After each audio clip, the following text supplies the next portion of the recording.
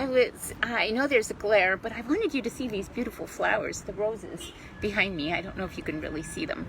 But anyway, today I wanted to talk about what are we doing here? What are we doing on this little blue, and some people call it a green ball, in the Milky Way galaxy and the universe of so many. I know I say this a lot because I think it's really funny, but in the universe of all universes, and in the multiverse and the megaverse, and in the omniverse. And so when you think about just how little teeny tiny we are, like a grain of sand on the beach of the planet, I mean, it's just so awesome, isn't it? I mean, I remember when I was a little girl, actually, and we used to fly a lot with my parents, and I always used to want a window seat because I would look down and I would see the people, during takeoff and landing, and I would see them, and they'd be like little ants, and even the houses were ants, and the cars were even smaller than the houses. And you could see blocks, you could just see how the city was designed. And sometimes I think, gosh, what if two people there are like mad at each other and they're like in a fight, or there's a husband and wife and he's yelling at her and she's yelling at him, or kids are getting bullied or whatever. And I think that's like so ridiculous because it's just so silly, I mean, here there are billions of people and they're so insignificant, really. I mean, that's one way of looking at it, is that we are so insignificant. And then, of course, the other way of looking at it is that we are an aspect of God, and so we are all powerful. And but on a relative scale, all our problems are ridiculous when you think about it. Like just standing in line at the grocery store, or road rage, or just anything. Like we chip our nail, or we burn soup, or what I mean. Yeah, or one person wants to go to a French restaurant and the other person wants to go eat a pizza. I mean, and everybody has an argument, and then they're like mad at each other, and the co-workers, there's all this office fighting and stuff, and you just think, just grow up, just chill out. But anyway, so back to that was kind of ad-libbing, oh my gosh. But going back to what are we doing here? On earth we have a choice, and we can either be ruled by the mind, which is the ego, and what are we here to do? And so there are endless distractions of relating to people, places, and things, versus choosing the soul, which is about the heart, which is about love.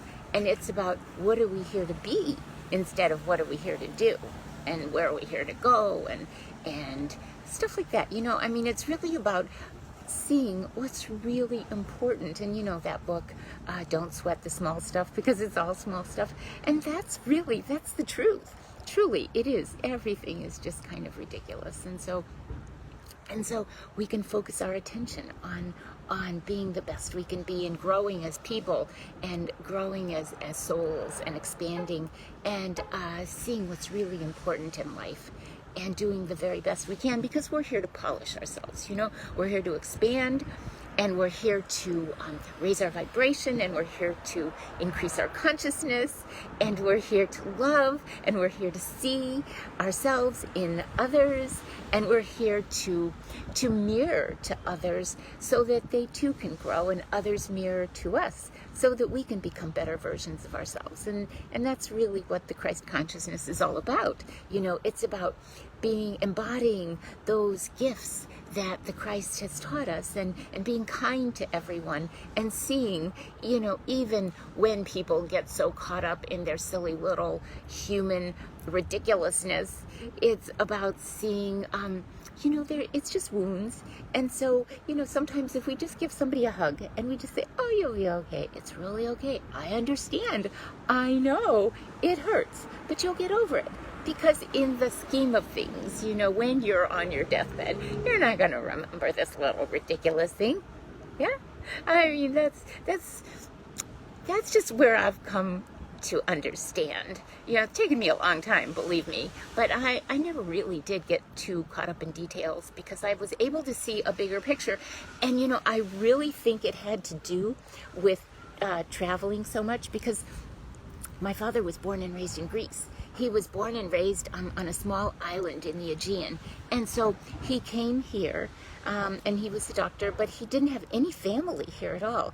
And all of his family was there. And so he really felt out of place here. And, he talked with an accent, and he liked everything Greek. And, he was here with, a bunch of Americans and people from other countries. So he longed to go back to the old country. And so, every other year we would go back to Greece so that he would see his mother and his father and his brothers and his family and, all of that. And he could get back to his roots. And I could understand that. And so anyway, we were fortunate that he was able to do that. And so anyway, I've totally lost my place now. When we shut down the things that don't matter, right? And because so little matters, and we shut down distractions and it's almost like when the phone rings. We can drop everything we're doing and answer the phone because, oh my goodness, somebody wants us. Well, so what? I rarely even answer my phone anymore. I wait for somebody to leave me a voice message because if they really want to talk to me, then they'll leave me a voice message. And then I'm not going to interrupt what I'm doing.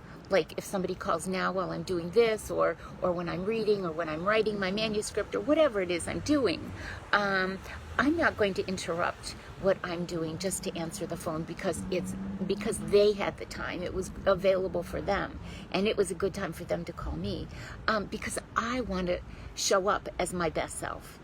And if I am in the middle of something, if I'm driving or if I am immersed in another activity, then I can't give them my full attention. And so they're just getting a part of me. They're not getting my full attention. And I'm not able to give them my best. And so therefore I wait until I'm in a better position so that I can help them. In fact, if they need my help, then I can really concentrate and focus and see, how we can resolve whatever it is, whatever the issue is, And so we are here for such a short time. And so when we take our responsibilities seriously and we show up, we're full on, and we do everything with intention, yeah, and with integrity and with kindness.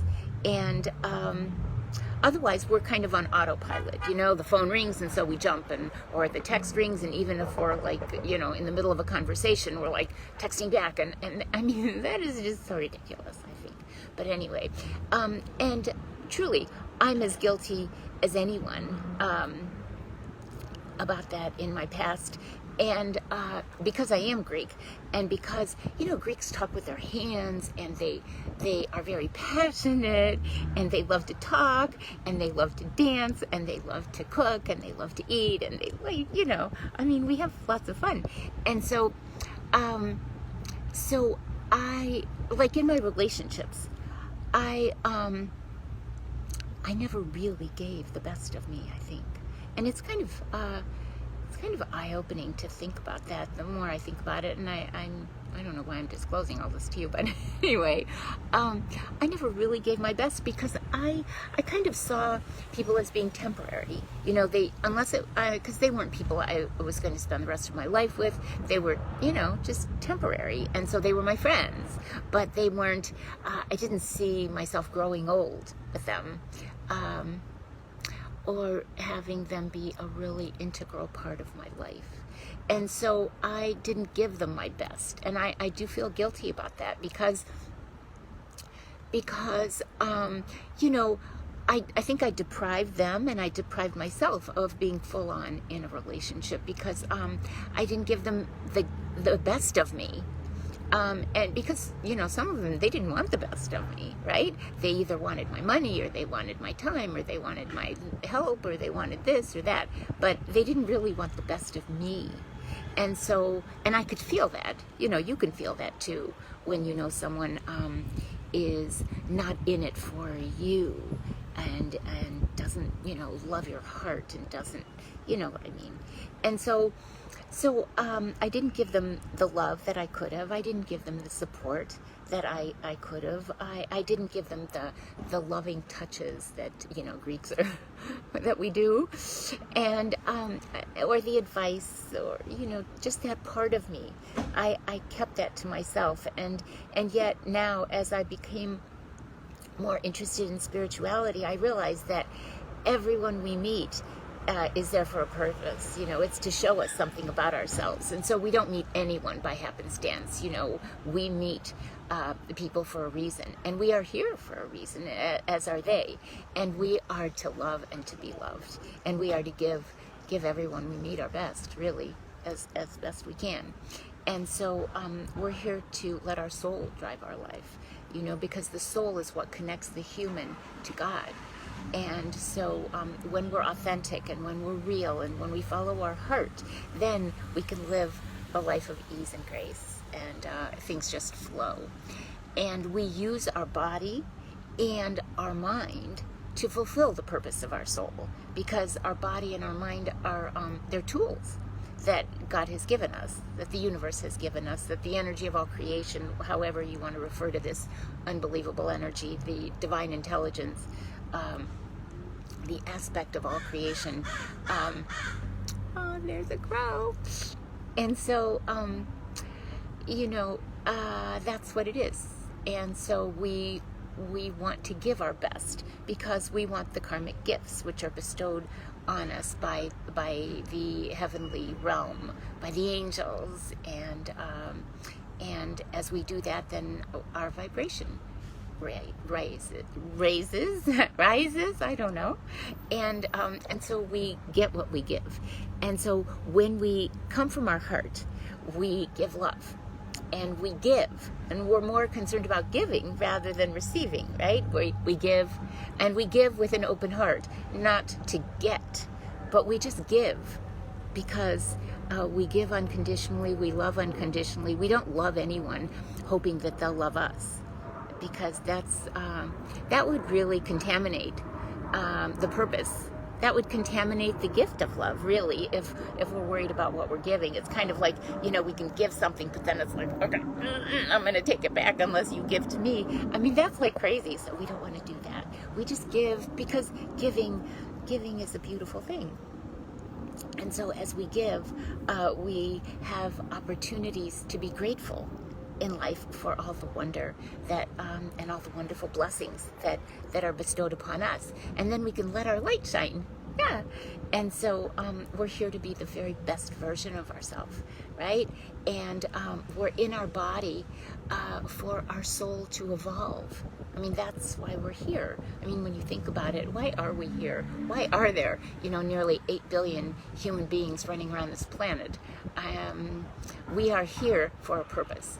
Each and every one of us is vitally important. We are a piece in the puzzle of existence, and don't let anyone ever minimize your purpose here, because you are vitally important. And whether you know it or not, everything you do and everything you think puts out energy into the universe. Ooh, somebody's got one of those big trucks. And so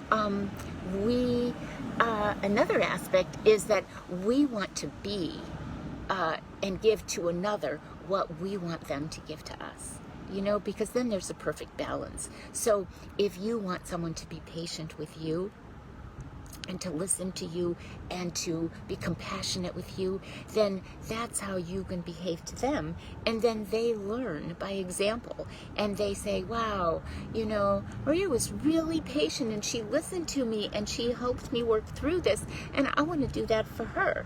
And they will do that for you.